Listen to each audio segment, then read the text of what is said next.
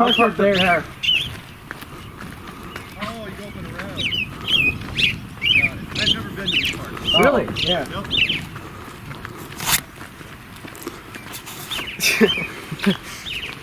So, Martin, nice to meet you. Hey. My name is Caden. It's nice to meet you. Aiden. Hey, nice to meet you guys. Yeah. So, I'm real. Yeah, you are. It's true. It's not a lie. I've got a bag with some props in my car. Where did you want to shoot? We were thinking over there because it's a lot quieter. A lot quieter because there's some people up there. So Sure. we shot down here. Yeah. Sure, do it. But I can go for as long as you want. Okay, cool. I was debating a lawyer this morning. That was so fun. I get calls from everybody, and there was this lawyer out in Montreal who was just so curious about it. How is this thing happening? Because I want to know what the thought process is. He goes, no, we won't even run an hour. And I go, no, you will. 2 hours later, I was like, oh, you're killing me. Because he was analyzing it from a legal standpoint. Oh. Literally, like I was up on the stand, and he wanted to know what he was analyzing the types of arguments. Not the arguments themselves, but what he would classify them as. Anyway. All right, so where? Just anywhere? Yeah, just right around. Okay, let me grab my bag. Cool. All right, sweet. One sec.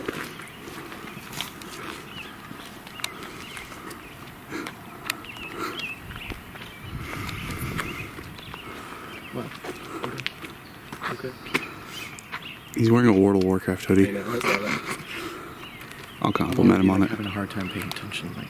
Just pay attention. I'm paying attention. Okay. It's all good. It's like a surreal moment. It's weird. Yeah, I know. It's weird. Yeah.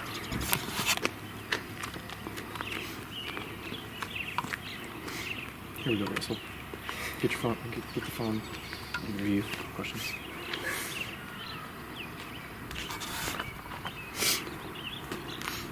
So what inspired you guys to... What'd you look at? The documentary? Yeah, Yes. the documentary. Hopefully not the Logan Paul thing. No. No. That was terrible. So awful. Did you know what happened at the Logan Paul thing? Mm-mm. So he decided he was going to crash the conference, but he was going to do it secretly, and our conference promoters said that, oh, hey, you should come in and do a documentary. He didn't know that Logan Paul's an awful, awful person. Yeah. So he comes in, but I knew about him, and I was trying to tell everybody, I go, look, you don't want this guy anywhere near you. He's horrible. He just trolls people everywhere for a living. That's all he does. And they said, sorry, we don't know who he is. And I said, you know what? I'm leaving. So I left. I didn't even go to the conference. Anyway, where do you want me to sit? Just anywhere? Yeah, right here. Yeah. All right.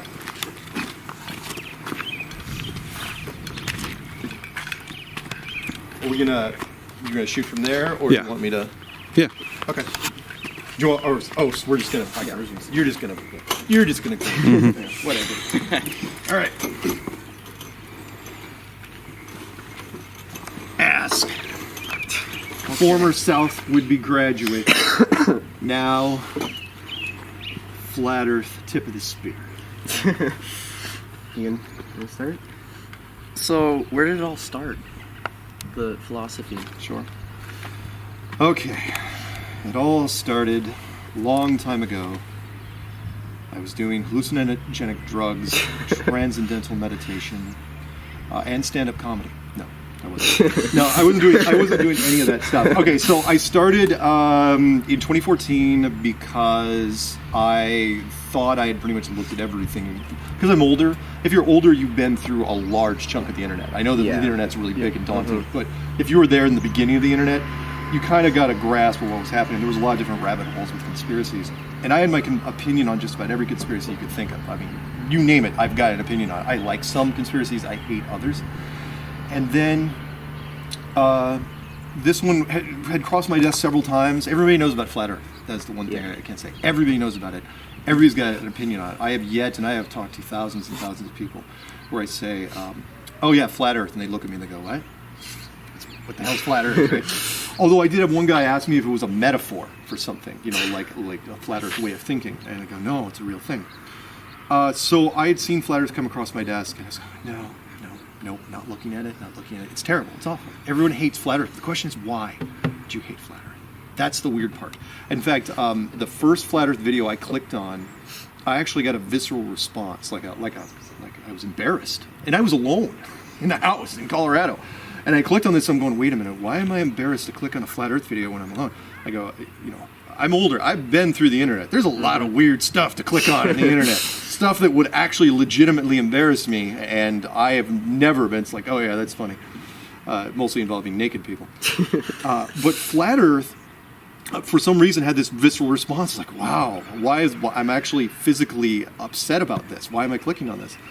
And I said, okay, there's got to be something to this. And then I decided I was going to shut it down over a weekend. That was my goal. I was like, okay, I can kill this. I'm going to put it on my bucket list. It's like, okay, I've seen every other conspiracy except for flat Earth. I'm going to crush it in 3 days. No problem. And I consider myself a very clever problem solver. Not the fastest in the world, but I will solve it eventually. Maybe not the way, don't ever play chess against me. You will not like it. I'd be like, what is he doing? I don't even know what I'm doing half the time. So I looked at it, and fast forward 9 months later, and I'm just banging my head on the keyboard going, why? Why can't I solve this thing? Why can't I prove it to my satisfaction why it's a globe? What I basically come to was I couldn't, I'll use the legal thing from this morning. Can I prove to you that the world is flat? No, I cannot. But I can create so much reasonable doubt in the globe. The only place you have left to turn is some sort of flat model. And that's where I was stuck. It's like, okay, so then I decided to make a series of videos at the beginning of 2015, it's from the documentary, which was called Flat Earth Clues. I just put it to the hive mind, and I said, show me where I'm wrong. And I waited for people to shut me down, and the opposite happened. In fact, there was a lot of stuff. You gotta remember, we shot that documentary 7 months, and they only used 99 minutes. Yeah. There was a lot left out. What was really left out was all the subject matter experts that called me. All branches of the military, Army, Navy, Air Force, Marines, pilots, engineers, surveyors, air traffic controllers, anyone that had to do with transportation, they all called me just out of the blue, and they said, you know what? Not exactly completely on board yet, but you're on to something. Because everybody said the same thing and said, yeah, we've heard about the curvature of the Earth. We've heard about the Coriolis effect. But we never use it in our daily lives, our 9-to-5 jobs. So what does that mean? I don't know. What does it mean? I don't know. And so the more those people kept calling me, the more it was reinforcing, to where after I think the first, 3 to 6 months, any hesitation I had was gone. Any doubt I had, it was kind of like I don't know if you guys aren't in university yet, but when you do you do blue book things at high school? Blue books, you know what those are? No. Yeah, that's right. It's when you're answering questions kind of in an essay form, and they give you a limited amount of time, but you'll find that at university if you go. And it's like you're turning in a test and you think you've aced it. You're pretty sure you've aced it, but there's something nagging in the back of your head going, oh, I don't know. I think I nailed it. I'm not sure. That's what I was waiting for. I was waiting for, it's like, nope, red mark. It's like, that never happened. And so, sorry, long answer to whatever. Anyway, while you're asking me a question, I will dig up a crop or two. So there wasn't like one piece of evidence, like all of a sudden, like, oh, this means that the Earth is flat. It was like over time, it kind of like slowly kind of. Yeah, it happened like a bad diet. It snacked up on me. It was it did. There was a lot. It was like death by 1,000 cuts. So like this. Talk about unsolicited. This Italian coin company contacts me. They said, "Hey, would you like to ever? We're making your flat Earth into a coin. Would you like to show it off?" I was like, "Yeah, sure." No, was there any one thing that did it? No, but it's kind of like what I said earlier, where. Can I prove this to you right now? Nope. But I can destroy this in so many different ways by attacking it from the outside, death by 1,000 cuts, that you have nowhere else to go. However, that being said, there was one thing, out of all the things that I looked at, there was one thing that caught my eye more than anything else, which was Antarctica, which was and I said it, I don't think it was in the documentary, but it was about the Admiral Byrd expeditions and the treaty, which is down there, the Antarctic Treaty. The Antarctic Treaty, which basically says that no corporation from any country, no matter how much money you spend, can go to Antarctica and set up shop, ever. It's the only unbroken treaty in the history of treaties. And treaties are meant to be broken. In fact, not only is it unbreakable, but it's not even up for debate until 2041. And what that meant to me was, so, and I know they didn't use the clip in the documentary. I don't know if you watched The Clues, but there was this great clip by Admiral Byrd. He was on a show in 1954 called the Longines Chronoscope, kind of like the 60 Minutes of its day. He goes on there and he says, yeah, Antarctica. He goes, the place is just made out of money, and everyone's going to be fighting over this thing for the next 100 years. There's a whole mountain range made out of coal, there's uranium, there's oil, there's minerals, everything you could ever want. And then just a couple of years later, after his last expedition, they locked Antarctic down like it was radioactive. Not because of the uranium, because there was something else going on there. And it went against everything that we are as a civilization. We all know that our civilization runs on greed and money and power. 9 out of every 10 problems in the world revolve around money or resources that are tied to said money. But this was the opposite of that. They didn't care what money was out there. They just they just locked it all down. And like, okay, so if something built this place, then and somebody discovered it. What I'm saying here, the short version is that our best and brightest didn't even figure out what this place looked like until about 1960. We didn't have the technology. Because remember, we haven't even had good airplanes for less than 100 years. Mm-hmm. We've had HD for less than 20. I can tell you, 20 years ago, HD wasn't really HD. It was terrible. So if you didn't have the technology to discover this until about 1960, and then all of a sudden you figured it out, but you've been preaching this for the last 500 years, what are you going to do? You going to tell people? I know, you're being young, you think, oh, the people have a right to know, right? No, I hate to say it, I try to put myself in other people's shoes, which is, look, if I was the government and I figured out in 1960, and by that I mean the Soviet Union and the United States at the time, that's a short meeting, because, okay, let's say you do tell the public that this is what it is and not this. What's the worst that could happen? It might even be one of your questions, which is why hide it? Why even bother? Well, because if you don't, some really bad things could potentially happen. The public is a jittery, twitchy mob. It's the line from Men in Black. It's like people are smart. No, I'm sorry. A person is smart. People are dumb, panicky, and dangerous. And that is all of a sudden you tell them that, oh yeah, every university, everywhere, their astrophysics and their astronomy departments, gone. And then your remaining physical sciences, geology, hydrology, archaeology, biology, you have to retool those from the ground up. That's just the academic part. World markets, you'd have to suspend world trading for months just to figure out where the dust settles. And then religiously, the 5 major religious houses, Hinduism, Judaism, Buddhism, Islam, and Christianity, you're giving them leverage now over science, and you're telling them to act with restraint. You're asking them to, oh yeah, because religion would come at science and say, okay, so you were wrong about this. You okay? Yeah, I'm good. You were wrong about this. What else are you wrong about? Oh no, evolution, karma dating, the Big Bang Theory, dark matter. Let's revisit all these things. And then next thing you know, science is on the ropes. So I don't blame them. Sorry, I ramble. This is what I do for a living. What else? Do you think, like, all that stuff that you just, like, talked about, like dark matter, all that stuff, how much of that stuff do you think is wrong? Like, do you think if flat Earth is proved, do you think how much of that other stuff will be disproved? Well, again, astronomy and astrophysics would have to be thrown out. Mm-hmm. I mean, math would take a beating. Geometry and trig would be fine. Calculus wouldn't be good. And quantum mechanics, quantum physics, you would have to, it's meaningless at that point. But yes, I mean, dark matter, look, forget about dark matter. Dark matter is a theory. It's a universal theory that they're trying to, Yeah. They're just like, okay, let's see if we can fill in the blanks. What do we got? What's our cure-all? Dark matter. But think about things just as little as gravity, for example. Neil Tyson, even though I shouldn't say his name out loud, Neil Tyson said that, look, we can't tell you what gravity is. We can only tell you what it does. We can only tell you the symptoms of gravity. That's gravity, right? Mm-hmm. A magical molecular force that pulls things down. I mean, some people could say it's buoyancy. I still believe in a magical, mystical force. What's the difference between gravity on this and gravity on this? Hardly anything at all.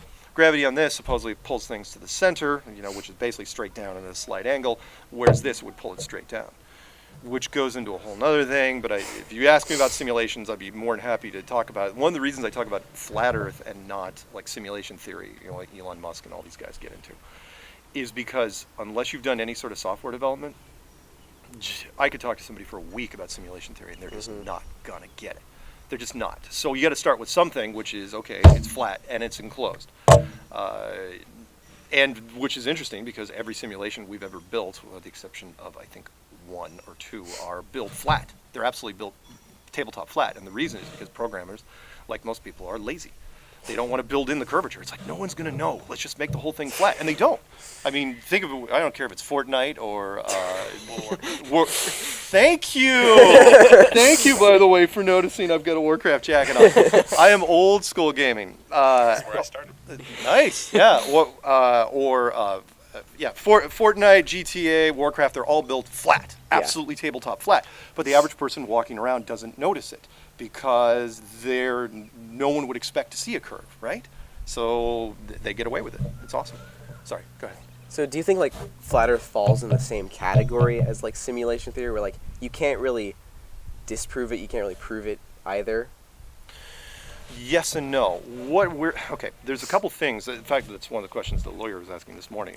He goes, look, no one's going to figure this thing out anyway. I go, oh, I disagree, because I think technology now has caught up to the future. And by that, again, I know you guys aren't old enough, but I mean, back in the day, when like cartoons like the Jetsons came out, we were all promised this beautiful, glorious, shiny chrome future with flying cars and robot helpers, and heck, we've made movies about it forever. But it never ever happened. None of these things happened. Cars are still the same freaking cars. Yeah. Guns never got better. The only things that got better were tied to information. And by that, your cell phones. I mean, the cell phone is a freaking miracle. You combine high-speed internet. Remember, high-speed internet has not been out that long. Social media and 6 billion smartphones, and you're talking about informational tools of the gods by comparison. I mean, you try to explain that to somebody even 100 years ago. 100 years ago, and you'd also almost impossible. 200 years ago, you'd be burned as a witch. 300 years ago, you'd be worshipped as a god. or in that sense. So can it be proven? Yes, I do think it can be proven, because we're working on it from just about every technological angle you can think of with social media. And I know if you want to bring up the laser test, which Jaron completely botched, but part of it is the power of editing, or the gyroscopes test. There were so many experiments that we did in that time frame when they shot that, and they used none of them, because the director, and I'm more than happy to say this on camera, the director hated flat Earth by the time he got done with that thing. Mostly because of you guys right here. And you guys didn't hear it because you guys watched it on Netflix probably. Yeah, Netflix. Well, there was an iTunes version with a director's commentary. And specifically when the 12-year-old kid walked up to the microphone and asked me a question during that conference, that rattled a lot of people in science.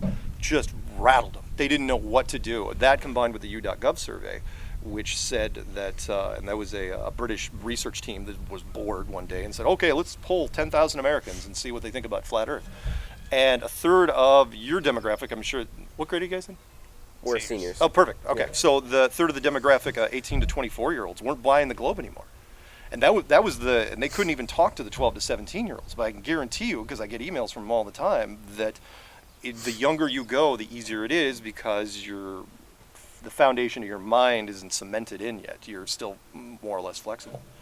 Which, by the way, I've got to point out, one of the reasons why, in case it's one of your questions, why there's such a visceral reaction to this, why people get so angry, why it's so polarizing, is simple. And that is, look, you put this in your classroom at age 6, and you carry it through at least your graduating year, not assuming you go to university, that's 12 years. And it's right next to the American flag, right? The American flag, I imagine, is still in the classrooms everywhere. Yeah.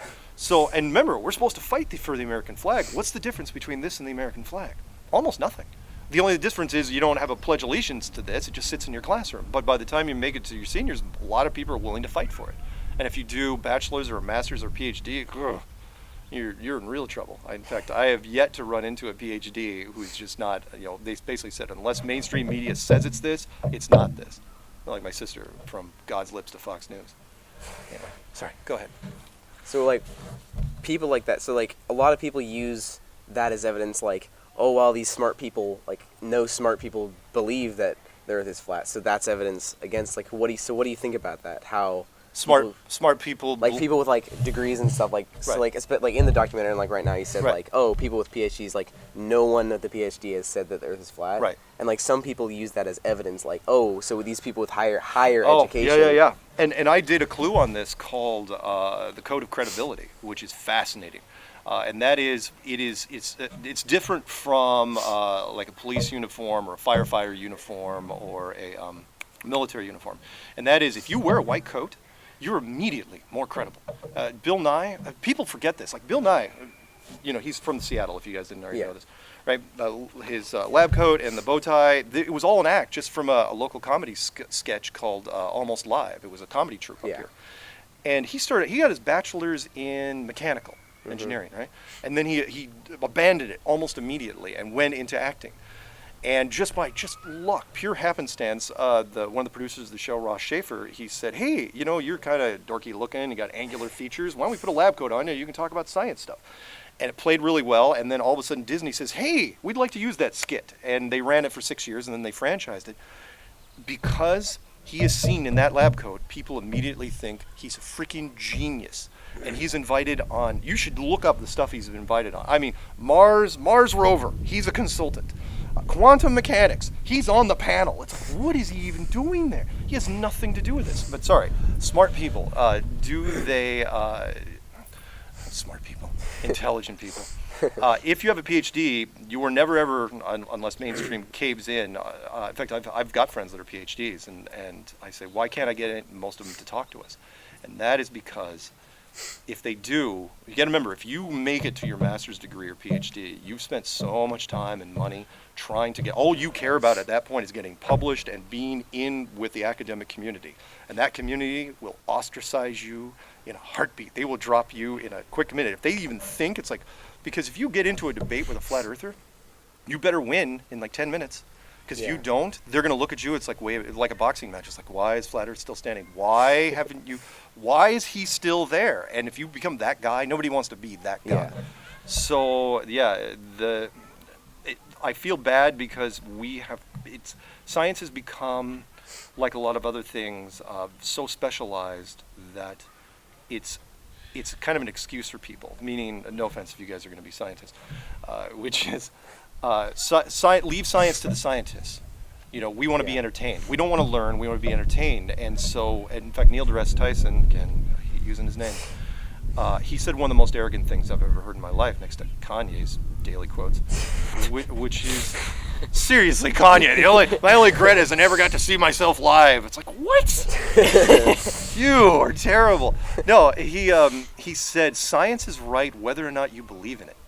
I go, wow, really? I go, and basically he's saying that if you you're wearing a lab coat, you put a stamp on something, saying that's science, that's fact, you should believe it no matter what. It's like, okay, fine. You want to tell me what the boiling temperature of water is at sea level? Yeah, I can test that, sure. You want to tell me what the core of the Earth looks like? No, you can't, because the core of the Earth, even if you believe mainstream science, is 4,000 miles down. Do you know what the deepest hole ever drilled is? Maybe. It's like 7. Close. 8 7, miles. 8 miles. 8 miles. Close enough. Yes, 12 kilometers if you're Canadian, or not American. Basically, everybody else is on the metric system. But yeah, it's 8 miles, and that is not a lot. That's a fraction of 1%. So how are they showing this cross section of the Earth with the red, the orange, the yellow, and the white bands, right? On the inside. In fact, if you look in some really, really old textbooks, they'll even say in small print on the bottom that they're basically extrapolating. They're speculating. They have no idea what the core of the Earth looks like. But at one point, they just got rid of that small text. They got rid of the fine print, and then it became gospel, which was okay. So and remember, if you see that diagram, you've all seen it. Yeah. That diagram when you're 9, and the next thing you know, you're 18. That's fact. It's absolute fact. No one questions how they came up with this, even though it's always an artist's rendition. There's no probes that ever gone down anywhere. The bigger question is, why can't it go farther than 8 miles? In fact, how thick is this damn thing anyway? I don't think it's very thick at all. Sorry, I ramble. So, like, what do you think's outside of whatever we're on? That's the model we're on. Like, do you think? Take your pick. If this is it, then what's outside of it is you. I mean, who's to say, for example, let's say this was a technological marvel right there. There aren't 7 billion beings living around in that, like sea monkeys. What's outside of it? So your follow-up question, you were almost ready to say the word, was space. Yeah. Right? Because everyone says, well, this space is a exists. floaty thing in space with cosmic waterfalls. And it looks like, by the way, the Thor movies completely ruined that because they have cosmic waterfalls in Asgard. And it's like, oh, you guys are killing me. It's like, no. What I try to tell people is I say, no, it's not some disc floating in space. It's that. That's all it is. I mean, although, to be fair, the white part probably extends out to about here. And so the white part's going to be thicker. Actually, that's not terrible. But who's told you, again, not to be insulting, but who told you there was space? The same guys that told you the Americans went to the moon? Those guys? The American military? Because that was don't think for a second that NASA isn't part of the military operation. They are DOD, always have been. They are uniquely military. Yeah, they wear white suits, they don't carry guns, they smile for the camera. I get that. But they were built on the still burning embers of the Nazi war machine. They literally, all their scientists were founded. Werner von Braun would have been executed. He was an SS officer. And yet, in fact, Werner von Braun, a fantastic little tidbit on his headstone, when you look at it, it says the year he was born, the year he died, and then Psalms 19:1. Not to quote chapter and verse, but I thought that was really interesting. Psalms 19:1, I didn't know what it was. I had to look it up. It says, and the firmament shows his handiwork, the dome. Why is the father, literally the father of rocket science, talking about a dome structure above the world? It's fascinating to me. Anyway, sorry, go ahead. So you don't think we're like riding on the back of a giant sea turtle or anything? The sea turtle question. No, I mean, well, look, there's old cultures that have interesting traditions, but remember, they were just working with what they had at the time. What I try to tell people is like, look, our interpretations, we're reluctant to make changes based on our technology. The Bible has not really changed ever, since it was written, and cultures like the sea turtle thing has not really changed over the years. But the more we look at something like this, then all of a sudden, especially when you start getting to the virtual aspect of it, you realize that, well, if it is virtual, then God was a programmer. We couldn't have even used that term 30 years ago because we didn't understand. Remember back in the old days, along with the sea turtles, they thought that God was like a big mighty Odin hammer and thing. He was just mashing out things with these rudimentary simple tools. I'm going to get tongue-tied on that one. But then we got more and more advanced to where now we can make simulations. I mean, The Truman Show, which was a fantastic movie, was basically our technological apex, which is, could human beings build a 20-mile wide stadium and fool somebody inside that it was real? Yeah, absolutely it could, which is why I didn't even, in fact, is that plane going to screw you up? Okay, we'll just go. It's loud. Sorry. Because I've done these so enough, I'm really attuned to plane noise and cars and people doing construction in the distance and stuff. There was another movie that they didn't even talk about because there just wasn't time in the documentary, an M. Night Shyamalan movie called The Village. If you ever want to look into something weird, look into that movie, because what they did there was, the whole premise was fascinating, where very rich people that were tired of violence in the world took their kids, you might know this plot, they bought a wildlife preserve, they built a town from the 1800s in it, and raised their kids there and just told the kids they were living in the 1800s, and the technology was never going to evolve. And they did this without any tech at all, right? There was no force fields, there was no special. All they did was to make sure the planes didn't fly overhead like that one. But what I thought was interesting was what happens when the first generation, when those parents that initially bought the wildlife preserve, they die. Well, remember, you're not supposed to go out in the forest because there's monsters out in the forest. At that point, nobody living in that town is lying. Everyone's absolutely, living the world because we believe the world that is presented to us. We are shown this since you're 6 years old, every day. Icons all over the world. In fact, it's not even trademarked. You can't trademark it. So there's so many corporations that use this innocently, and they don't know. And so I can understand why people have the adverse reaction to it. I did too. In fact, side note, I was one of the few, the only person I've never even known of. I used to collect, again, older, collect weird bric-a-bracs back when disposable income was a thing.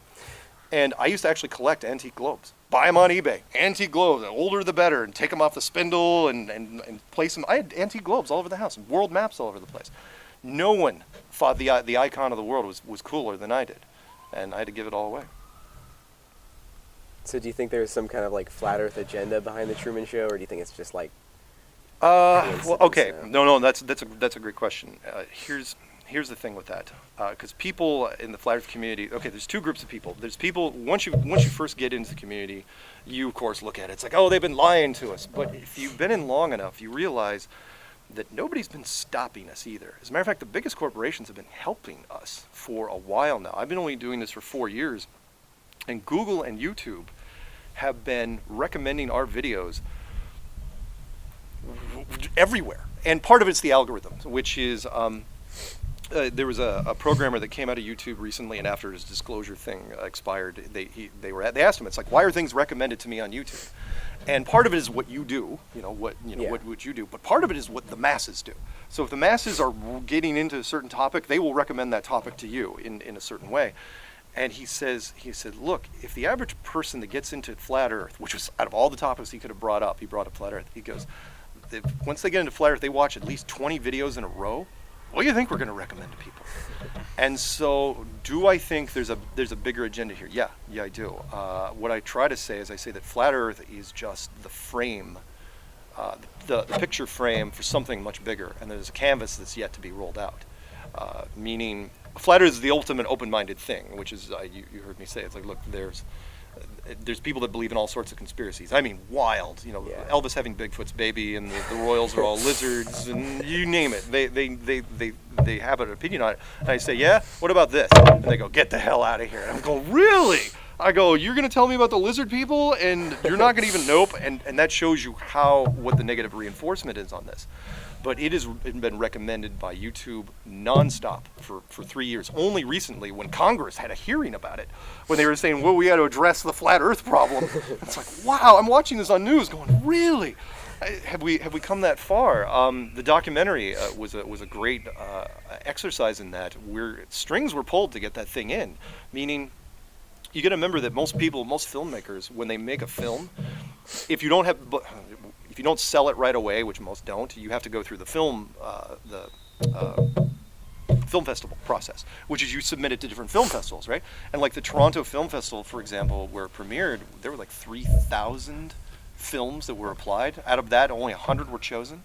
We were one of those 100, and then out of those 100, very, very few get bought by iTunes and Amazon and stuff like that. And they said, oh, it probably won't get bought. It was bought almost immediately. And then Netflix finally caved in and bought it a few months later after the others rolled out. So yes, there's something else going on.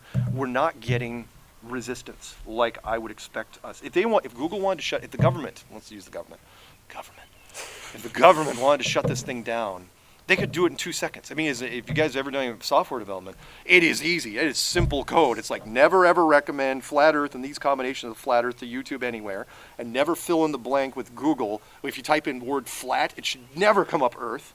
It just make sure it's gone. And it was the opposite. Even Neil Tyson, when he went on Comedy Central to rebut B.O.B., rapper B.O.B., he didn't even bring his A game, not even close. Not to use a Tiger Woods reference, but he didn't. He didn't bring his A game. He just came on there, no graphics, no movies, no nothing. In fact, there was nothing on screen. He was just him talking for 6 or 7 minutes about math, and I'm going, the audience is lost. Sorry, I gotta get this in here, which is the reason. If you're wondering why this thing just keeps growing and getting weirder and weirder, and why I'm talking to you now, and I mean, you're not even the first high school that's reached out to me. You know who I was talking with last week? Lakewood. Huh. They called me and they said, "Hey, we meet on Mukilteo?" And it's like, oh, okay. So we met next to the lighthouse, and we did the same sort of thing. There's been high school weird. The hot buttons. People say, "Oh, you shouldn't talk to younger people." It's like, I'm going to. The reason why it has gotten so huge is mostly because of social media and how information is put out there. Meaning, can I prove this to you in a court of law? No, I cannot. Can I prove this to you in a court of law? No, I cannot. Can I create so much reasonable doubt in this that you have nowhere else to turn but this? Yes. But here's the big thing. My explanation of this is easier now than this. Meaning, for example, this. So they're roughly the same size. We'll give these two like roughly the same size, more or less. The continents may be a little different, but it doesn't really matter. So, if they're roughly the same size, what's more feasible? Well, this has a problem because this doesn't exist on its own. This needs a support system which is massive. You can remember, if this was the actual size of the Earth, the solar system alone would be something like 2,000 feet in every direction. It's just huge, and that's just the solar system, not to mention the galaxy, which is bigger than the entire state of Washington, and then the universe around that. It takes a huge amount of resources and math upon math. And you say, okay, what's the point? I'm saying, here's my point. This doesn't need anything. In fact, who's to say this isn't what it really looks like right now? This needs no support system. And so when people latch on to, people are like, there's an old line, I know you guys haven't read that many things. There's an old book called The Art of War. And there's a guy in it that says that people are, it's a Chinese thing, and they say people are like water. They always take the path of least resistance. It's a nice way of saying people are lazy. But it's true, which is people, if whatever is the easiest option, it's why you guys text most of the time instead of not calling on the phone. Is it physically easier? No, you have one button, you go, but it's socially easier to talk via text. I mean, that's what everyone does now, except me because I'm old. But get this. So I'll do this real quick, which is the curvature of the Earth. Here's why. People will say, okay, math will eventually beat this. You can say, with math, I can disprove this. With all sorts of math, I'm going, yeah, it's not going to work. Here's why. Is there a game up there? Soccer up the field. Oh, wow. Cool. So here's what I mean by that. Meaning the math for this is extremely complicated. Extremely complicated. We're talking about geometry and trig and calculus and quantum mechanics. Whereas this needs almost nothing. By that I mean this. I'll end on this because I know you're. No, I just. Oh, you sure? No, okay, well we can go going as long as you want. having. So think about this. This is why where people freak out, and I knew this in the first couple months. Why this thing keeps spreading, and that is, I say the curvature of the Earth is 8 inches. Do you know the curvature of the Earth? Yeah, it's 8 inches per mile or something like that. Close enough. All right. In fact, that's perfect. Okay. So I say it's 8 inches per mile. You're going, yeah, I'm totally with you. Right on, totally with you. And I go squared. And then all of a sudden you think back to junior high and you're going, oh, what? I forgot everything that was in that class. I hated algebra back then, assuming they teach junior high algebra. So, and by that I mean, if people don't understand that, I mean 99% of the people don't even get that. Don't feel bad because I didn't know it either. It's like, wait a minute, what is it again? If they don't know that, what in the world are you going to use to try? You think geometry? You're going to throw geometry at people? You try to beat this thing with math, and all you're doing, you might as well be playing people a recording of like a modem handshake, like a fax machine. That's all, because people have no idea. They just glaze over, and so people, it's like all you have to do, show them. It's like, look, this is easier to understand, and you show them a few examples, and then hit this as many times as you can, with as many different angles as you can, and it works. Everybody, sorry, I ramble. Everybody hates this to start with. Everybody. Okay, so the stars and the weather system. First off, two different things. One, the stars would just be part of the display system. So whatever's up here, when you look at planets and stars, for the most part, they're just lights in the sky. They're just projections on a ceiling, no different than a 10K monitor, which doesn't exist yet. At least we don't have it. The sun and the moon are actually inside here, very, very small and very, very bright, although very, very different. So the sun, for example, is just an incandescent light bulb, and then the moon, they're less than 50 miles wide, which would be tiny even in that thing.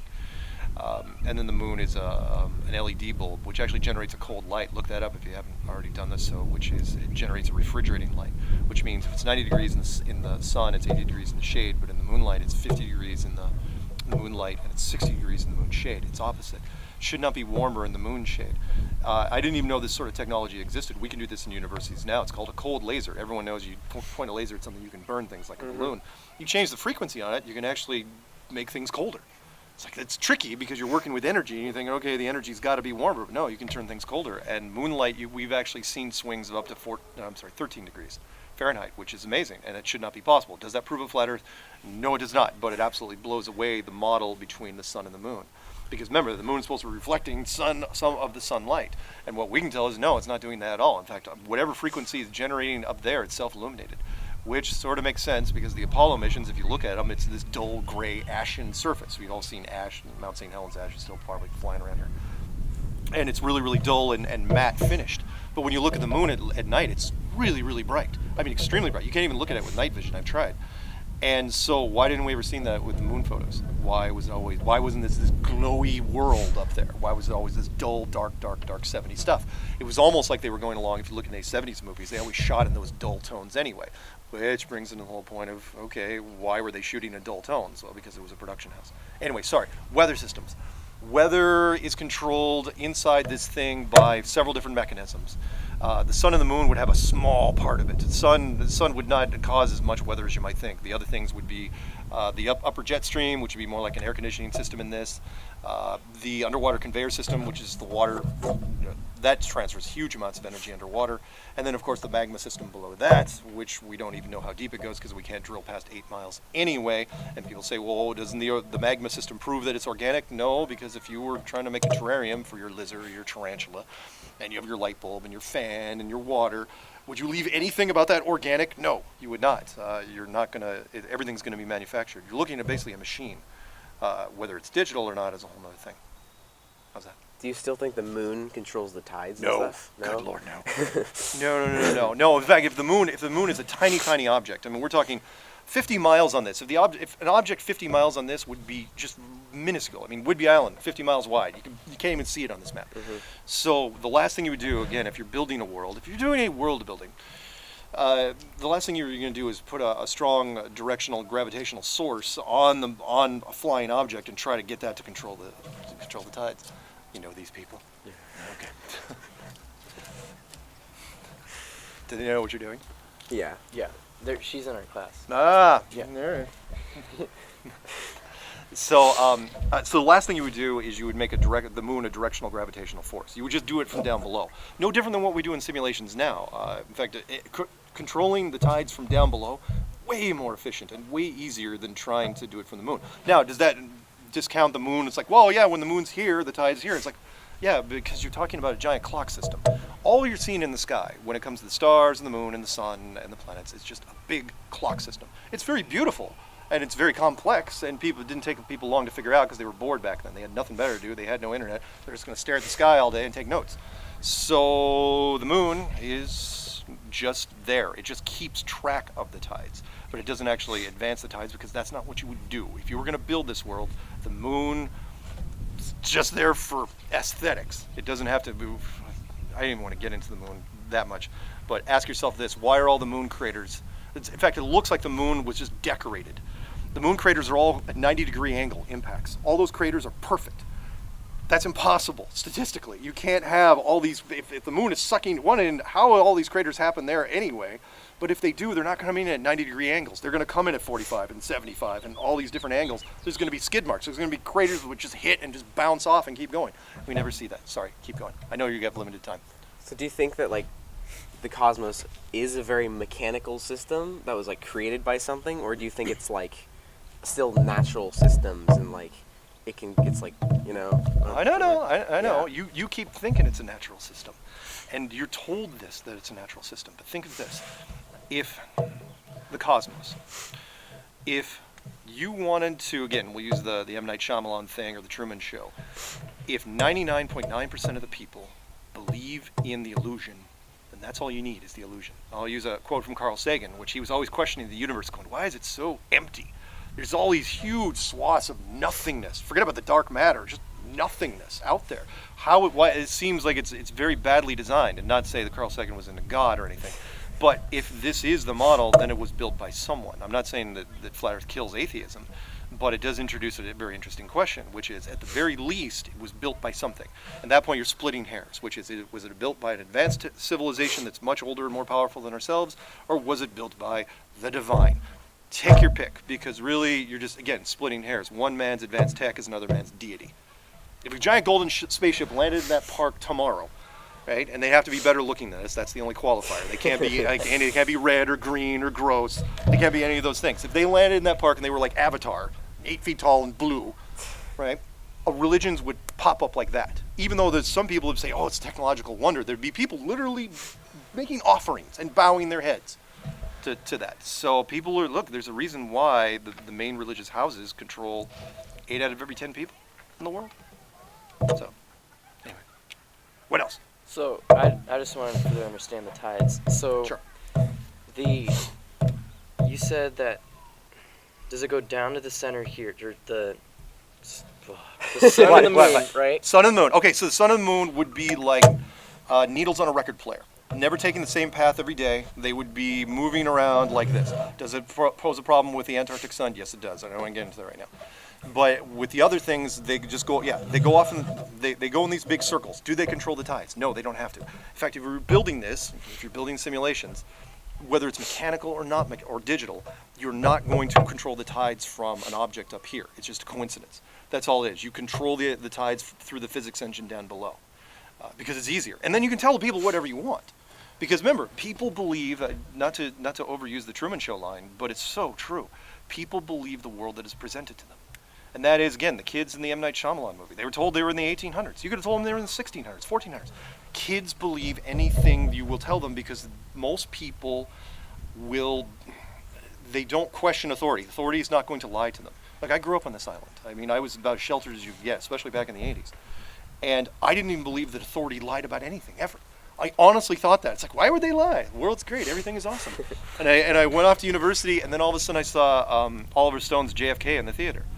And I was like going, it's like a huge wake-up call. Remember, there was no internet when Oliver Stone's movie came out. I was like, what? People could lie? And then, the ball started rolling. So, anyway. Can I get your phone? Yeah. I don't use it for anything else but a phone. And people drive me nuts. And I go, no, I got a full-blown gaming laptop in my bag. But I'm not going to use this to do anything. But no offense to you guys, but I'm not going to watch a movie on this. I'm sorry. I'm not. I've got an ultra-wide monitor that I... Okay, so, sorry. The cruise. Okay, here's what's happened recently. Media has decided that it used to be when you saw a story written by somebody else. So, like, I'd say I'm LA Times, and I looked at the New York Post, and I liked his article, and I wanted to take something from it. I would call him up and say, hey, buddy, you get a byline? I'd like to do this and share it, blah, blah, blah. Nobody does that anymore. They just take it. They just take it, whatever, and they can, sometimes they can cite it, and sometimes they don't. And so what happened was so the 2019 conference is in Dallas. Yeah, I saw that. The 2021 is in Miami on a cruise boat right now. And Yeah. I don't know if it's actually going to happen because the press has been all over it. So I don't know if it's going to happen. But it's out of Miami. And some guy from England thought, oh, it'd be funny. It's like, hey, they're going to take a cruise to the end of the world. They should go find the edge.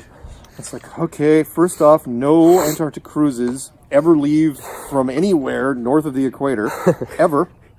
And second, the last thing you'd ever want to do is put a cruise boat in the vicinity of icebergs. Never, ever, ever going to happen. So, but because he wrote it, and then a couple more people wrote it, it's like, oh, hey, that'd be funny. Hey, that'd be funny. And then by the time the fourth or fifth guy wrote it, they said, oh, it's happening. Somehow it changed to it was happening. And then all of a sudden Logan Paul mentioned that in his little thing, where he's going, oh, we should run away to Antarctica. Somebody grabbed that and says, Logan Paul is now going to be on the end of the world cruise with the flat earthers. And they just kept tacking on all this stuff to where we're going, where are you guys getting this from? And we had to start looking back, and now there's got to be at least 20, 25 headlines. I mean, big ones. Mm-hmm. New York Times, Boston, overseas, they're all saying, in fact, I had the Australian Today show ask me, that was one of their questions. In fact, get this. The producer asked me, most people don't know that you do a producer meeting before you do those things, right? They talk to you, and it's like, okay, here's what we're thinking of asking, blah, blah, blah. And they asked me about it, and I said, no, it's not going to happen. I go, but if you want me to break it to the audience, I will. They go, you know what, we're going to ask it anyway. It's like, fine. So the people that knew, people that were interviewing me, asked me the question they knew full well. So that whole thing was rehearsed. So no, there's no flat earth cruise. There's no, and of course we wouldn't because the Antarctic Treaty is bulletproof. No one's going down there. That was the whole point of my clues, talking about the Antarctic Treaty, the unbreakable treaty, which no one can ever do anything down there. It's fascinating. People gloss it over, and look, the treaty is not hard to find. You can find it on the internet, which says nobody gets to go down there. Military scientists. That's it. And yeah, I know degrees of separation. People know people that know people. It's like, oh, I knew a guy that went down to Antarctica. It's like, yeah, it's fine, but he's not there for a corporation standpoint. He's just there, looking at penguins and testing ice. That's all they do. Sorry, what else? So, is this all like one So this is all in the one same ocean, but split up in the Pacific Ocean. Yes. And then geez. Well, no. I mean, Yeah. it really depends. But yeah, that would be the Pacific. Yeah. The Pacific is monstrous, even if you're looking at a global standpoint. If you look at like the world from, and it's not going to be the best map, from this side right here, it looks like it's a water planet. There's like this, like Water World with Kevin Costner. But yeah, in fact, you want to look at some interesting stuff. Look, the next time you look at a Mercator map, which is the map that everyone pulls down. I don't know if they have them in front of the classrooms. The world map where you pull it down. Look at all the pointy bits, like Florida and the Netherlands, and all the pointy bits on a Mercator map point down. Statistically, that is impossible on a globe. But on here, they all point out. They all point out in different directions. In fact, if you take a Mercator map and you flip it upside down, look at all the spikes. They all point in one direction. It's like, how does that even happen? I thought it was fascinating. It was just something off the side we kind of noticed. Anyway, sorry, go ahead. So is this like an ice wall, kind of like Game of Thrones? It's all right. The season's almost over. Game of Thrones is coming out when? Like a week? Something like that? Thank God. Get that thing out of there. I mean, even the cast members is like, please let it end. I mean, they've killed everybody anyway. The game. Okay, so what happens is when you get out here, and again, it's a fantastic design, which is when you get close to Antarctica. You start getting icebergs. And then the Antarctic coastline, for the most part, with the exception of here, maybe a little bit over here, is a 200-foot wall of ice straight up. I know Game of Thrones is taller than 200 feet. But it's 200 foot of ice straight up. And then, boy, it gets worse. When you get on top of that, then it slopes up to about 14,000. Which is amazing. The whole continent, compared to every other continent here, is unique. It's way, way higher than everything else. Everything, I mean, even the tall versions of the Rockies, or the habitable parts are 5,000 feet. Altitude kicks in at about 7,000 feet. So 14,000 feet, that's really harsh. I mean, the whole place just screams go away. Not to mention there's no indigenous animal life, no plant life, no human civilizations. The place is just one giant sign that says go away. So that really helped with the design, which was most people, and a car alarm simultaneously. Awesome. So most people don't want to go there anyway. It's fantastic negative reinforcements. The design, whoever built this place, is extremely clever. Meaning, no one wants to go to Antarctica anyway. It's also the most expensive trip you can take. It takes forever. It costs about, I think, 12,000 American just to go there. And even then, you're just going to this peninsula and taking some pictures in rafts with penguins. And that's it. No one's going in the interior. The other little design features would be like a 3% salt solution added to the oceans. Brilliant. 3% salt solutions. Meaning marine life, still okay. Human beings cannot drink it, which is fantastic because it limits your ship exploration by about 95%, even more, because you can't drink what you're sailing on. That was the restrictions of almost anyone that was trying to travel in boats, which was how much fresh water do we have on board. So once you have fresh water, you're screwed. You've got to, you get to that halfway point, you've got to turn back. Otherwise, you're right on. But if it was all fresh, oh yeah, people would just be sailing forever, eating turtles. So you don't think anyone's ever made it to the edge or anything? Oh no, I do. I think that Admiral Byrd in the United States Navy figured it out literally in 1956. Look up Admiral Byrd if you get a chance. He's known more for the Hollow Earth theory, which is interesting for a United States Admiral. He flew to the North Pole in 1928 in a really bad plane, 1926. In 1928, he goes down to the South Pole, the outer rim. And because there is no magnetic south, that's a whole other thing. You'd think that, by the way, there's a compass, right? A magnetic north, magnetic south. You can look this up online. It is not hard to find. In fact, there was a guy from Antarctica that just posted something a couple days ago. Somebody said, kids asked, it's like, how does a compass work in Antarctica? It should work. Remember, it's the South Pole, South magnetic, doesn't. He goes, doesn't work. I don't know why. Nobody knows why. It's like, we know why. Anyway, sorry. Where was I going with this? So he goes down from 1928 until his death in 1957. He just spent flying around here, just flying and flying and flying with his planes. And that was, again, the 1954 article. I think he had given up. I think even our best and brightest were convinced. It's like, you know what? We're probably wrong. Maybe it is a globe. And then during Operation Deep Freeze, 55, 56, that's when he found it. That's when he flew out far enough and he saw whatever it is. And that's when they said, yep, we're closing this thing down. And they shut everything down. Every country that was there, Argentina, Chile, New Zealand, Great Britain, Russia. Everyone was down there. They all left, and they all decided, you know what? Let's sign a treaty. It says no one can ever go down here ever again. Nope, nothing to see here. And that's what they did simultaneously. That was 1959, the strangest year in the history of our world, which is 1959. They locked down Antarctica with the Antarctic Treaty, and they also announced the Van Allen radiation belts, which said that this dome was actually made out of radiation, and nobody should ever go up there ever. It's super dangerous. No one ever think about it. And then, of course, Kennedy came in and screwed the whole thing up because he said, we choose to go to this moon in this decade, blah, blah, blah. And then they had to go back to Van Allen, who was the guy that discovered it was a NASA employee. Big shocker there.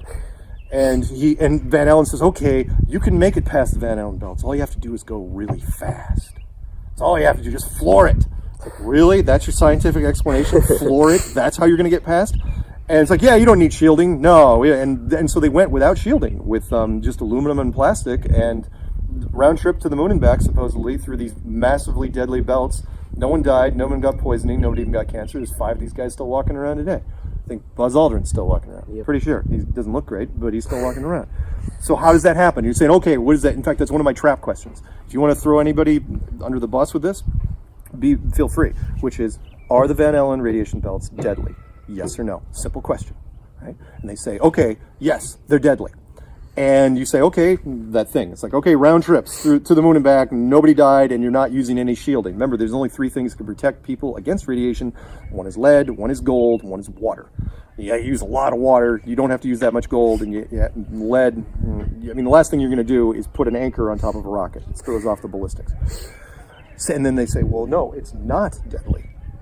And then you say, okay, then you go to the NASA website, go to nasa.gov and look up something called Orion Trial by Fire. It's still there even now, and where they say, not only is it deadly, it's so deadly, we can't even test capsules with people in it right now because we haven't solved the radiation problem. And then you look, it's like, well, how did you not solve the radiation problem? You solved it back in the 1960s, and you solved it perfectly. Nobody ever had a problem ever. So how did that not get solved? Anyway, so, and no scientist has ever answered that, ever. They just sit there and they go, I don't know, because there is no shielding. They used no shielding on the moon during the Apollo program. How's that even possible? Your guys said, no uncertain terms. Even now, they say the Van Allen radiation belts, 60,000 miles thick, really deadly. And our best speed, I think, is 18,000 miles an hour, if you believe it. 18,000 miles an hour, that means you're at least 3 hours each way. Anyway, sorry, I rambled. So, for global warming, so is that it's real?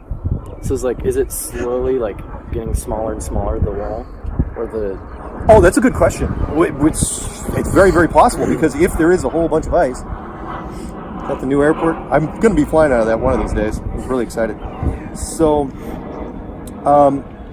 global warming would be real. Absolutely. Okay, first off, way more plausible than this. In fact, I'm surprised. I'm amazed how many people have been asking me over the last year if I believe in global warming. Because if they're called, remember what they're called, greenhouse gases, right? Well, here's a greenhouse for you. It's real. There's no greenhouse here. It's like, well, no, it's the density of the atmosphere. It's like, well, what makes more sense? This or this for greenhouse gases. And if it is greenhouse gases, yes, you're going to have some melting, going to have some sea level rising. The question is, if it's an automated system, if there's a lot of mechanics involved here, how much can it compensate? I think the automated system was only allowed to do so much, kind of like an air conditioner in a car. So you have an air conditioner running in your car, and then your friend comes in with a propane lantern. And then your other friend comes in with another propane lantern. Well, eventually that air conditioner's got to compensate for it in some way, and it's going to create some weird pockets of hot and cold around that car. And we're talking about a simple thing here like a car. Yeah. Imagine if you had, 7 billion people, and at any given time you've got, 2 billion internal combustion engines running constantly at all times. People are waking up and going to sleep. So that is going to have an effect sooner or later. I absolutely believe it's real. And the question is, where does it end? I don't know. I think sooner or later it's going to trip some sort of threshold, and it's going to get more extreme. Because we've changed the term from global warming to climate change. Yeah. We've all seen the weird weather. Weird stuff is happening out there. They're downplaying it as best as they can, but there's some strange science fiction weather happening. Do you think some kind of leak or something could form in the ice wall or whatever eventually, or no, and here's why. Whatever this thing is made out of is really, really tough. The United States, and of course this is men for you, because that's exactly what men would do. I don't know. If, kind of like the rumors that the first atomic tests were done, and some scientists predicted that, well, maybe it might ignite the atmosphere, and I don't think it ever would. There's way too much nitrogen. But the argument was, well, let's say it does ignite the atmosphere. How are we gonna get in trouble? Everyone will be dead anyway. So let's just do it. I mean, that is the nature of science. They don't question why they should do it. It's just if they can do it. It is, should we make the hydrogen bomb? I don't know. Can we?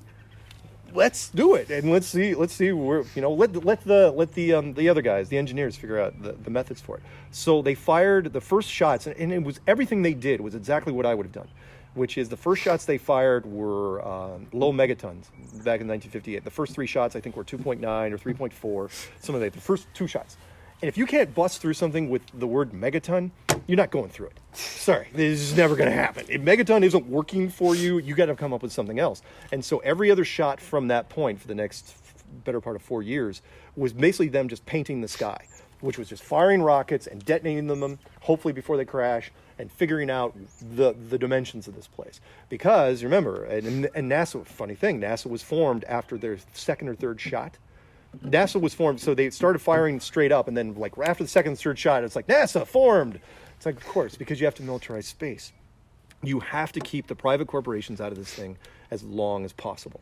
Meaning by that, you can't remember, NASA is just a conglomeration of parts. NASA doesn't make anything. They get all their parts from Lockheed Martin and Boeing and General Dynamics and those guys. And so the last thing you want, those are the guys with the real machinery. And you don't want General Dynamics teaming up with, I don't know, Frito-Lay down the road and saying, hey, you know what, we really need to get some sort of Frito-Lay thing up there on the moon. Because they would do this. They would absolutely do it. And so you keep them out as long as they could, which was why the fledgling companies like, was it Blue Horizon, SpaceX, and Virgin Galactic came in so late into the picture, and they just crash all over the place. They don't do anything. And I'm sorry, I even had the lawyer today tell me, because I go, come on, man, that convertible in space thing was one of the worst tragic productions I've ever seen in my life. It's absolutely not legit. He goes, I admit it looks really fake, but it's a good publicity stunt. And I go, yeah, but if it's not real, you have to tell people it's not real. You can't say it's a publicity. You can't show the car. And basically, the lawyer was saying, yeah, I didn't believe it, but it's a good promo piece for Tesla. I'm like, you have to tell people, because if you don't tell people it's fake, they're going to believe it's real. And sorry, the Tesla car, I don't know if you guys saw it, but there's so many things wrong. You guys watch, you know what I'm talking about? Mm-hmm. The convertible Roadster in space. There were so many things wrong with that most people missed. The obvious ones were the hot and cold temperature. We're talking about 200 degrees, 200 negative to positive. The windshields, throw warm water on a frozen windshield, and that's not even that much of a degree swing. Those windshields would have been toast instantly. Every pressurized system to the vacuum of space, the vacuum fluids, the window washer fluids, the brake fluids, they all would have detonated. The thing would have just shredded, not to mention the dash would have been awful. It's basically got to just be a frame.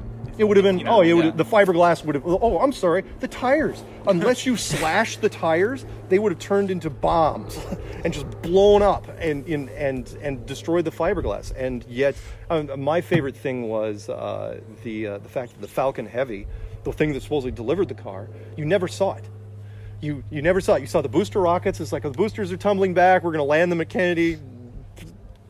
Engineeringly impossible. Plus, you would never land them right next to each other, but the reason why you land them next to each other is so they don't confuse them.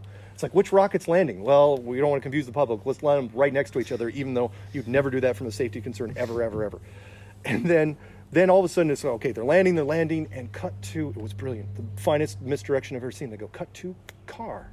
And there it was. The car was just sitting there profile going, yeah, where's the booster? Where's the booster tumbling back? The booster delivered it. That thing. The big thing, and they went on the cheap. It was an exercise in how do you fake space on the cheap, and they never did it again, and they never will, because they can't. The social media was not exactly warm to the whole thing. Sorry. What else? So, when they were filming the documentary, did you know they were going to go a little bit like kind of more negative on it? No, positive? No, I didn't know until. We didn't even know until after it was released. We were trying to figure it out, because we spent 7 months with these guys. He came up here, we went down to Oregon, went down to LA. I mean, I've spent a lot of time with these guys. And only because of the director's commentary on the iTunes version did we have any clue. And he slipped it in at the very end, and that was when you got to the end, towards the end of the movie, again, the 12-year-old kid who walked up to the microphone was asking me questions. At that point, the director said, and this is when our position changed. At that point, I wasn't really listening to anything. It was like blah, blah, blah, director's commentary. And then all of a sudden he says something, whoa, what do you mean, changed? And that was because he said that he wanted to take, they felt it was their responsibility for the children to, it was like, Flat Earth is fun and games, it's entertaining until you get the kids involved, and then it's dangerous. And it was not the first time I had heard this, but I was really surprised by the director saying that. But unfortunately, because his budget was limited and he wasn't going to reshoot the whole thing, he already shot most of the movie. So what are you going to do? You can only do what you could in editing.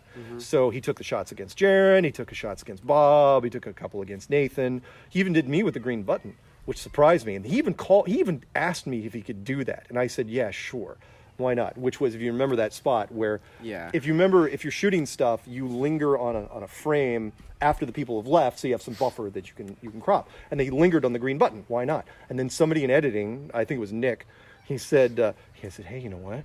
If you take out the part of Mark hitting the button, we can make it look like he never hit it in the first place. And that's what they did. And he felt bad about it, but at the same time, I wasn't going to fight him. It's like, look, it's your movie. I had nothing to do with the editing, so whatever. But yeah, I didn't know until later, way later, until just a couple months ago, why he did it. And he wasn't the first person to say it.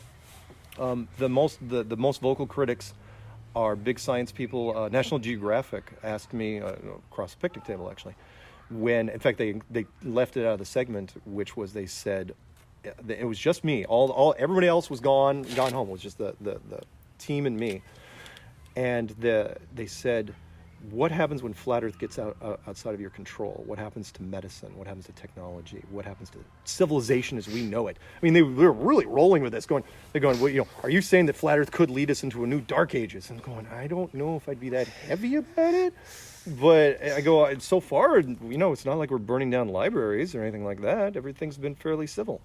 So, but yeah. Sorry, the documentary, in the end, was worth it. Even though they took the hits, it was worth it because it was our biggest recruiting tool to date. I mean, we're talking now because of the documentary. And I had no idea that Netflix. I'm one of the few people that doesn't have Netflix, so I had no idea when it got on Netflix my email load doubled and people were just calling me right and left. I was going, I severely underestimated their market share. Apparently, they control 15% of the bandwidth in the country. Wow. That's a lot for one group. A little bit. Google probably more. No. Apparently, remember, because Netflix is you're constantly. Google, it's bursting. Yeah, I'm sure there's some moments where if there's a hot topic where Google pumps it up, but Netflix is freaking monstrous. So what I really liked about the documentary is that it took a negative stance, but its main point was that because there's this big stereotype that flat earthers are crazy, right? And that kind of went away. That's it was the purpose of the documentary was to show that flat earthers, they're not crazy, right? So, and I really like that. But do you think there are some flat earthers that have kind of gone a little too far, and you do think they're a little bit Well, okay. A couple things there. One, yes, it was initially designed to be a human interest piece, which is why, even though there were a little bit of nuts and bolts of the whole flat earth thing thrown in there, they didn't want to do that because it's way too long conversation. Then they definitely, and it worked out because nobody involved in the making of that film were flat earthers. It was everyone from the director to the editor to the producers, all that entire side was not flat earth. As far as flat earthers, some people being worse than most. Well, yeah, and the reason is because you got to remember when we first drew from the ranks, we had to drag it from the conspiracy crowd. Yeah, and conspiracy crowd can tend to be a little tin-hatty, but this particular topic tended to calm them down more than most. You got to remember that your average conspiracy person likes their what's the Homer Simpson line? I like my gays flaming. Or no, I like my Batman Heath Ledger Joker style, dark and gritty, and really, black. That's what people do. What they want their conspiracies. It's like they want, it's like government is, they mention government with these low tones, and that's where this kind of changed, where Flat Earth was really positive. There was a lot more women, I was really surprised, in Flat Earth than in... Normally conspiracies skew about 85% men. But Flat Earth is way more women in it than I thought, because it's got a positive aspect to it. The biggest being that if you're not an accident, if you're on this, then you're just some random thing in space. You can be snuffed out at any time. Excuse me. But if you're on this, then then you have meaning. I'm not saying exactly that it's one of the 5 religions, but it was built for a reason, and you're in it for a reason, and it gave people a lot of hope. There was a big message there, and it really resonated with women for whatever reason. So yeah. Sorry. Are there a few out there that are more sketchy than others? Sure. Luckily for us, the Flat Earth community is based off of, kind of informally, it's not like we have a rule book, it's based off of content and merit. So you make it, if you get excited about Flat Earth, you make a YouTube channel generally, and you make some videos, and if they resonate, great, you work your way up the ladder. Mm-hmm. If they don't, you don't go anywhere, and you can still attend meetups and conferences and like that, but it's the cream always rises to the top. Again, it comes down to resonating, and there's a lot of channels now. Yeah. Which is good, because it keeps people on their toes. I'm never going to slow down. I can't at this point. And people say, why do you do so many interviews? I go, because put my phone number out there. That's usually what it is. People are media. Sorry, not to drag out the point, but media is lazy. Not only do they steal from each other, but if they can't find a contact in the first 30 minutes, they move on to something else. And so it's like, look, if my name and phone number is out there, if they type in Flat Earth interview and they see some of my stuff and they listen for they don't even listen. I've heard these guys listen for 5 minutes. Like, yeah, he seems fine. Get him. And so I become the default guy to get dragged into this, even though there's channels that are way bigger than me, and guys that do more things, do activism and do experiments. And I haven't even done really any experiments. I let other people do them. I'm the recruiter, which is what I've said. I am the freshman recruiter for this thing. I get people in the door, and I say, look, this is Flat Earth University. It's fantastic. Go over here. There's buildings. Do all sorts of stuff. You can even do music. You don't want. And by the way, that's a side thing. You want the positive aspect of it? Find me another conspiracy. It's not even close. Find me another conspiracy that has a happy song list around it. Seriously, find me a happy song about JFK, playing a banjo. Never happens, right? But I've got a track, or I've got a playlist on my YouTube channel. It's got to be pushing 300 tracks now. Every genre: rap, folk, rock, weird grunge, just, you name it. They make these weird Flat Earth songs, but some of them are pretty snappy. Heck, rapper B.O.B. came just on his own. We didn't ask him. In fact, no one's even talked to that. Well, Jaron has talked to him, but no one else has really talked to the guy, where he just made a song about Flat Earth, and he made it against Neil deGrasse Tyson. And which is also what they didn't show in the documentary. They showed Neil on Comedy Central, dropping the mic and doing that whole thing. They didn't tell why he went on Comedy Central. It's like the rapper B.O.B. came out and did this song against what? Did they show that in the documentary? I don't know if they did. A little bit. Did they a little bit just for a second? Bit, well, they should have showed more. Anyway, sorry. Go ahead. So, do you think the map will change over time through experiments or just science? Yeah, it will. The only reason we're using this map, and I will take credit for it, is because I was the one that pulled it out of the mothballs that it was in. It was something when I was first looking at it, which was, this is the only map in the map projections. If you go into Wiki and say list of world map projections, it's the only one that has comments next to it. Everything else is super boring. Nothing's there. And then this one, it's like, oh yeah, by the way, this is used by the USGS for something, which we don't know what exactly. It was initially designed by a 1,000-year-old Persian man named Al-Biruni, which a moon crater is named after. Oh yeah, and it's also the UN flag. Wow, really? All these things? Oh yeah, sorry, one more thing. It's also used by the Flat Earth Society. But that one isn't recognized, even though they're absolutely identical. If you lay this on top of the UN flag, it is absolutely identical. So somebody there knows something. And so this is our kind of our baseline. map. Now, are there things wrong with it? Yeah, we know there's something wrong with it. Absolutely.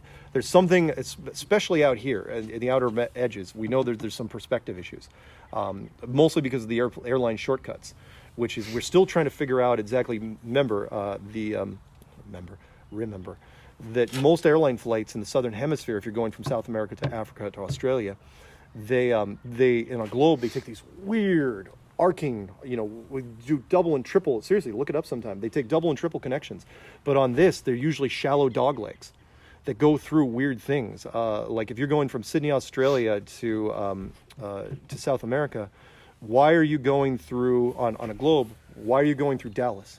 Why are you going through San Francisco? It's not that you're picking up people. I've talked to airline people. It's all about the fuel. Fuel is money. Money is their lifeblood.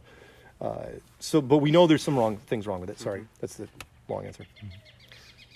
So flat earthers, do they come to an agreement on a map that, okay, that's the one, let's stick to that one? Will it happen, you mean? Or have we done it yet? Or, because could there be other people that agree on it on the map, and then others are saying, like, well, this one makes sense, but others are like, oh, but... Everybody has tried, other people have tried, I mean, every map that I've seen out there had been people grabbing this in some sort of 3D CAD program and bending it and twisting it and trying to do what they can with it and try to make it more sense out of flight routes and distances between cities. And nobody can agree on exactly what it should be like, because one of the sad things, it's good and bad. Flat Earth is never sedentary, and it's never sorry, it's a bug landed on the United States. It's people get so enthusiastic that the camps that form are pretty rigid about their beliefs. And so what I said in the documentary, I go, it is like the Scottish Highlands. I'm not kidding you, where it's like, if you don't believe in this and this and this, then you're not a true flat earther. And it's like everyone's running around. It's like, we're the true flat earthers. And if it sounds a little bit like the religious thing, that's why I threw in that Monty Python line. I mean, I'm old enough that I remember that Monty Python Life of Brian reference, which was people get so jacked up that they fight even amongst themselves. But the one thing they can't agree on is, like the Scottish Highlands. Scottish Highlands is like, okay, fine, they'll battle each other, but at the end they all hate the British. They all hate the English. At the end, everyone hates this.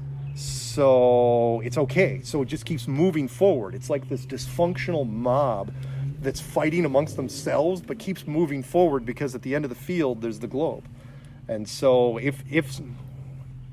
they're all holding up what you're talking about, the different maps. Those are the different flags. And that is, again, remember, 30% of the community doesn't even believe in a dome. They just believe in this. That there's this endless field, and then there's more of these. There's one here and one here and one here and one here. And there's other people that believe there's more barriers around the outside, and there's more continents.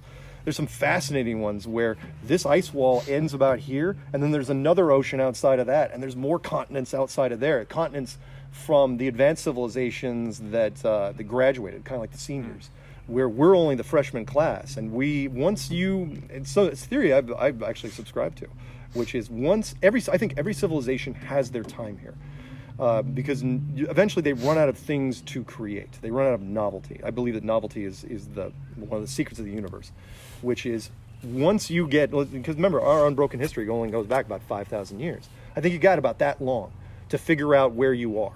And then once you figure it out, once enough people figure it out, and once you affect the system in a certain way, I think eventually there's some sort of rollover where either whoever built this place intervenes directly, or other civilizations kick in. And because up until now, remember, I believe there's protocols in place, whereas older civilizations, I don't think we're the first people to live here, not by a long stretch. And I think there's terraforming between groups. So like in the old days, if you guys remember the supercontinent Pangea, if you've ever heard of that, which was all the continents were, of course, jammed together. Well, it doesn't make sense on a ball. How where exactly is it? Because all of them are jammed together, and then basically the rest of it's water. But on this, it's just jammed together in the center, and then you terraform, and then the next class moves in. So I think that eventually, we're triggering I think that's part of what's happening now, which is I think that we're triggering something that will eventually lead to, some sort of weird revelation. Not necessarily biblical, but hard to say. Yeah. Anyway. So you think the concept of where there's different continents? Yeah. So it'd be like where the sonic boom, how there's different series going on. It's like, are we the first series? Like, we don't know. What version are we? right? I think that older versions have been that were here before us. I think were more simple. Like some people in Flat Earth don't believe in dinosaurs. I go, no. Think of it a different way. I think the old version of this place, whoever was building this place, I think started like we do with electronics. You guys aren't old enough to remember, but electronics used to be huge. I mean, that cell phone contains more electronics than rooms, computers that were bigger than that building. And I think that eventually we started making smaller and smaller things, but between civilizations, they were terraforming. It's like, okay, let's make things smaller. Like, for example, what if what we considered dinosaurs were just big lizards at the time? Yeah. And then it's like, okay, let's make smaller lizards. And because you like Japanese electronics, you just makes things more and more compact. I mean, nowadays we can make iPods that are actually smaller than we can even use, because you have to make it about as big as your thumb so you can run the damn thing. So yeah, what version are we? I don't know, 7, 6, 100? I don't know. It really depends, because what version are we in here, and then what's happening outside of here? And do any other civilizations get to come through, or are the civilizations pinned in here with us? If you guys want to look up some fascinating shit, look up something called the, people can think that like the UFO stuff, and I absolutely believe in UFOs, but I don't think they came from Mars or Venus or Jupiter. I think they're here. I think they've been here the entire time. They were us. And I think there's rules in place, kind of like they're not allowed to talk to the freshman class. It's not like, again, a spaceship lands there tomorrow, that'd be a real problem. Because all of a sudden you can't come out and take selfies and sign a few autographs and say, hey, everybody, because everyone would just be this nonstop questions, and you'd form a religion, kind of like Star Trek, the movie, the second one. But as far as if there are other civilizations, here, I'll give you a perfect example. We all think that like Roswell, that's like the biggest thing, right, in UFO. No, hell no, not even close. You want to look up something fun, look up something called the 1561 Nuremberg event. Kind of like the Nuremberg trials. 1561 Nuremberg event, where a spring day in Nuremberg, Germany, for whatever reason, 2 massive aircraft carriers came into the sky and just started launching things at each other for a full hour. Just started beating the crap out of each other up above, and people are, German people down there eating their Schnitzenblumen and eggs, and it lasted for so long. The sketch artist came out and drew the whole damn thing, put it in the newspaper in full color. No one ever talks about it. The bigger question, in fact, they even talked about it in Ancient Aliens. Nobody in the States talks about it. All they talk about is freaking Roswell. Big questions there, which is, So imagine this. They're duking it out for a full hour, right? Things are crashing and stuff, and then all of a sudden a third faction shows up, a singular black angular ship. Pulls up in the middle of them, they freak out, take off, and then the ship hangs around for a little while and then leaves. Well, do you have any questions that raises? It's like, okay, there's a hierarchy here that's way beyond us. Okay, first off, who were the 2 ships that came in the first place? Why were they squaring off? Was it like the West Side Story with the Jets and the Sharks? Where were they doing? Were they doing a dance-off? And then what happened? Who was the third ship, right? It's like, were they the cops? Were they the UN? And the bigger question there is, why? What was the response time? An hour? An hour to get that third ship in there? What are you guys doing? Did those 2 ships find some sort of blackout zone? So it's like, hey, nobody's looking in this quadrant. Let's go mess around over this city. Again, it's fascinating stuff. And again, Ancient Aliens, they even left out the third part, that third angular ship, because it made the story too interesting, too credible. Again, you can look it up in the newspaper. All you have to do is type in, just Google 1561 Nuremberg event, click on images. You'll see the thing. And half the ships were made like X's. And I think that was their version of, like, I don't know, aerodynamic planes. And the other were spheres. Fascinating. And again, no, was it sundogs? Of course it wasn't sundogs. People will say, oh no, it was sundogs. It was an atmospheric thing. Really? For a full hour? In front of the entire population of this major city in Europe? Come on. Sorry. So do you think the dome is just stretching over our section of the Earth, or do you think it's like one big dome that's stretching over all of it? It's good. Or... I think there's multiple domes. So I think that there's a dome over this. I think that that's a common question when people say, are we trapped? Or, is there a dome just over us? And I say, okay, depends how you look at us. And if you watch enough science fiction movies, you have to look at the human race. in very different views, which is, are we a box of kittens that should be protected from what's outside, or are we a box of scorpions that should never ever be let out, ever, ever, ever? And most of the movies we make say that, the latter, which is like, yeah, we're way, heck, even one of the first science fiction greats, which was The Day the Earth Stood Still. That's what they said. The cosmic, the aliens show up. It's like, yeah, you guys never get to explore space, ever, ever, ever. You are locked in, which was an interesting concept back then. So do I think there's a dome over this? Yes, and I think we're pinned in. Now, the bigger question is, does anyone have access to get through it? I don't know. And that is whoever's out here, do they have access to get in? I don't know, maybe? But if they do, that opens up the whole another thing, which is, in fact, remind me if you want. I'll email when you get home. The thing is, there's so many different types of crafts. And people can argue what they want about alien, spaceships flying out. There's spaceships freaking flying around up there. There always have been. They have been for all time, way before cameras. And there's so many different models of them that the question is, how many species are we talking about here? I don't know. Lot, probably. Too many. I mean, enough to where our arrogance shouldn't be there. We're a scientist. Well, no, we're the only civilized, intelligent beings in existence. Like, really? Really? Is that what you think? So the Nuremberg ships you were just talking about, so do you think they got through the dome, or do you think, like... I don't think so. I don't think so, and oh, man. All right, I'm going to go out on a limb here. I'm going to say that they didn't, because I believe that subterranean cities are easy to do. I mean, because I got into this through Hollow Earth theory, which was, people, if you believe in the Hollow Earth theory, if you follow Star Trek at all, it's the whole Dyson sphere argument, kind of.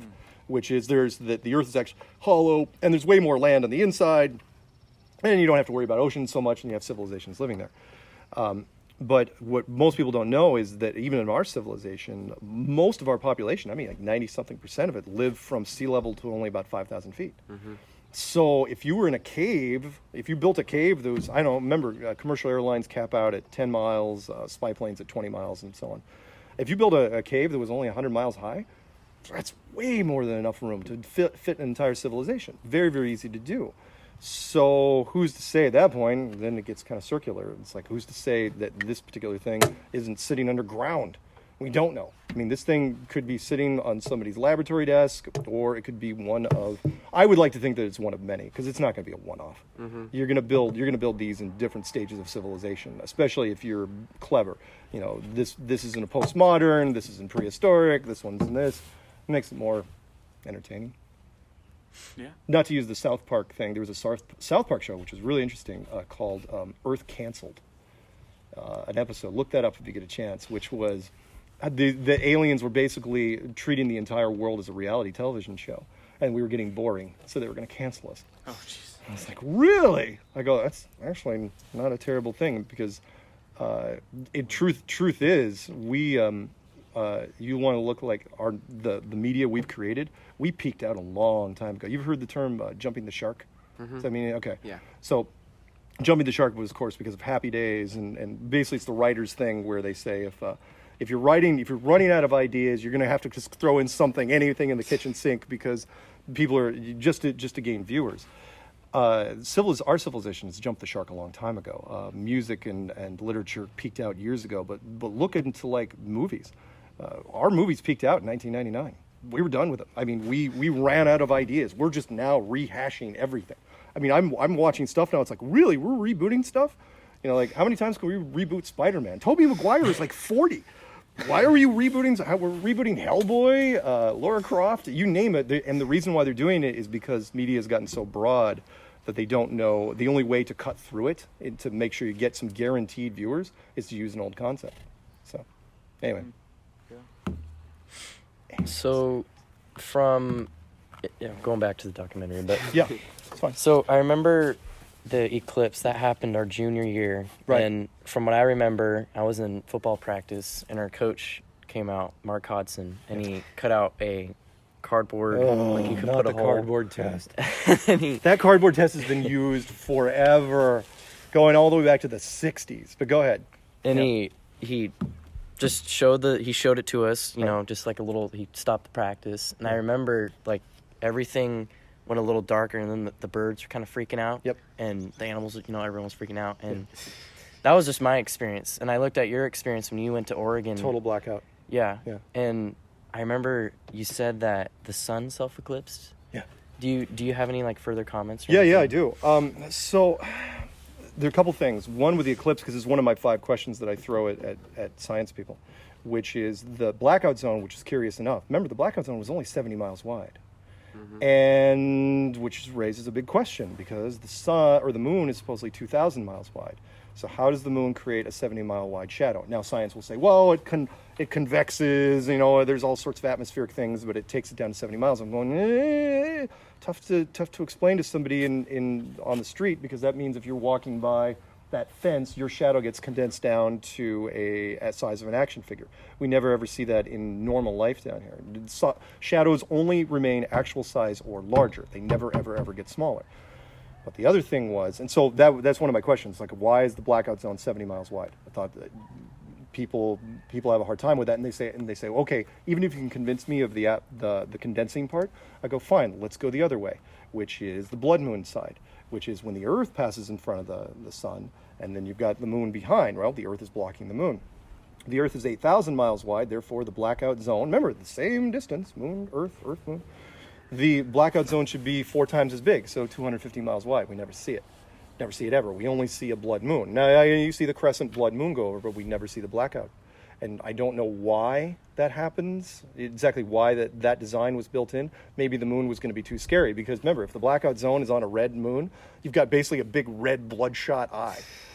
I don't know. Maybe whoever built this place thought, nope, sorry, it's going to freak too many people out. Or maybe they did it at one point and said, yeah, too many ritual sacrifices, because people think, oh, bloodshot eyes, and they start gouging out eyes.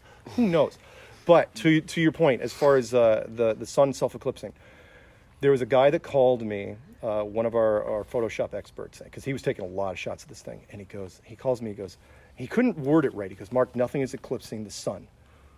I go, what are you talking about? I was there. I go, something was eclipsing. He goes, no, nothing is eclipsing the sun. There is no 3-dimensional object that's passing in front of the sun. He goes, I'm looking at it in Photoshop, and he had tons of images in front of him. He goes, the sun is blacking itself out. And I go, and I didn't get it for like 2 or 3 hours. And then I go, oh, wait, I get it. Because in a planetarium, how do you make a crescent moon in a planetarium? Well, you just black out part of the moon. You just make the crescent. We always know about full moons and quarter moons and crescent moons and all that, right? But when it comes to the sun, it's always just the sun. It's never a half sun or a quarter sun or anything like that until you run into an eclipse. And then it's so bright you can't tell anyway. So at that point, it was going, the same mechanism applies for both the sun and the moon. It's just a different light source. That's all it is. So, what, we run out? That's my mom calling me. Oh, we can wrap this up. We've been, good Lord, No, is it 3? Hey, what time is it? 3. My watch is off. Yeah, we can wrap up soon. Yeah. So yes, the sun was self-eclipsing, for lack of a better term. The mechanism is no different than what we use in the moon. If you can create a crescent moon, you can create a crescent sun. It's just a light source. That's all it is. The only difference is the sun is so amazingly bright that you can't tell. I mean, when you were up here, you were what, in the 90 percentile, something like that? It wasn't like completely. It definitely wasn't. You had to get down to there was down I-5, it was just north of Salem that you either saw it or you didn't. I felt bad for the people because there was this huge traffic jam, and literally, if you were like to the trees, if you were on that side of the trees, you could see it. If you were over here, you couldn't. And so there was this, but I'm not kidding you. People say, if you ever get the chance, whenever the next one is, definitely go to it, because 97% doesn't mean anything. It's that last 2%, and then when it goes totally black, it's the closest thing to magic I've ever seen in my life. It's just phenomenal to see. Anyway. So, I have a question about, so where are the planets? Like, how does... Planets? Yeah. All right. Planets, well, I'll give you the short version. Planets, stars, the planets are just lights. That's all they are. Planets are just bigger lights that move in a different way than the stars do. You can remember, this place, so everything can be on the inside. And again, I know I'm older, and if you guys get a chance to go down there, where's the nearest planetarium? Seattle Center? Something like that. If you get a chance to go down there, definitely watch it, because you'll understand so much more, which is, we're talking about technology that we have now that can be done on a large scale, which is why I mentioned the Truman Show, which is, look, most of your planetariums aren't even 300-400 yards across. What if you could make a planetarium that was 20 miles across? What could you do with that? What if you could make it 100 miles across? If you made it big enough, could you fool everyone? Yeah, eventually you could. Because they're not going to know. Remember, the people inside this place, they believe what the authority tells them. Why wouldn't you? I mean, again, we've heard it many times. In fact, there was a line by Fox News, Dana Perino, if you guys ever watch Fox News, which is, she said, I believe in the Apollo missions because I'm a patriot. No, she wasn't kidding. And I'm going, that is the most slippery things I've ever heard in my life. But I get what she meant, which was, because remember, she used to be a press secretary for the first Bush campaign, presidency. And what she said was, if you're a good citizen, you believe what the government tells you, period. It's like, ooh, man, at that point, you're talking about a huge contradiction, because look, governments lie. They lie all the time about stuff. Look up the word crooked and see what's tied to it. What is the first thing when you hear it, when I say the word crooked? Politician. Well, I know, you're probably going to say crooked leg or crooked whatever. But yeah, crooked politician. People, we lie. We're a world of deception. This is not that much of a stretch. The exception is that it's so huge that it's tough to get your head around. Because if you got street punked on something like this, well, then it's the biggest thing ever. But I don't blame anyone. Look, it's not that you got punked. Your dad and his dad before that, going back 25 generations, you didn't have a chance. You were born into it. So was I. There you go. What else? Anything else? That's good. Yeah. What are you going to do with this? Just edit down to like probably like 10, 15 minutes. 10, 15 minutes, probably like that. I Oh, think cool. we'll Talk to our class. talk to our class about it and stuff. Yeah. Oh, that's cool. If you need any other resources, if you need any video examples or anyone else you want to talk to from the documentary, feel free. Okay. Again, it's going to be weird because it's like, oh yeah, this guy actually graduated from here. It's like, yeah, I know, but at the same time, look, I was way different back then anyway. But I sent you the pics. I mean, I was class president. Took our team to state for the first time ever in the history of our basketball team. And look, I'm not that much different than most people. The only difference was peer pressure didn't mean anything to me at all. I mean, in the 80s, you said, well, maybe it may not mean anything to you guys now, but in the 80s, it was a huge thing. Peer pressure was everything. We made movies about it all day long. Breakfast Club, for God's sake. We invented the Breakfast Club. So when it came to this, it wasn't, it's like, you know what? I don't care. I want to know the answer one way or the other. I want to have it solved. And in the process of doing that, I got sucked in. And now I'm cursed, doomed. But I get to go to fun places. My next my next stop is seriously, the next conference is in New Zealand. Yeah, go down there in 3 weeks, and that'll be fun. What you do on a Sunday afternoon? You go to church in the morning, go hop on a plane next. It's usually the traffic.